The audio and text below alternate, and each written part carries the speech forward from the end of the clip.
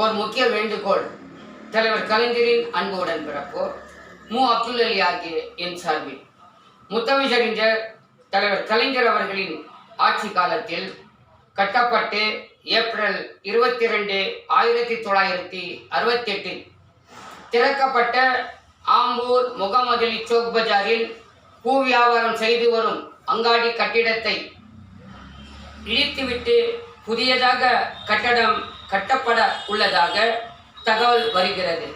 அப்படியானால் நூற்றாண்டு நிறைவு முத்தமிழறிஞர் தலைவர் கலைஞர் அவர்களின் பெயரை முகமதுலி சோக் பஜார் கட்டடத்திற்கு சூட்ட வேண்டுமாறு உள்ளாட்சித்துறை, பொதுப்பணித்துறை அமைச்சர்கள், மாவட்ட கழக செயலாளர், தொகுதி சட்டமன்ற உறுப்பினர், நகர கழக செயலாளர், நகரமன்ற உறுப்பினர், நகரமன்ற தலைவர், துணைத் தலைவர் அனைவரையும் அன்போடு கேட்டுக்கொள்கிறேன். மேலும் விவரங்களுக்கு சில தினங்களில் பதிவு செய்ய உள்ளேன். நன்றி.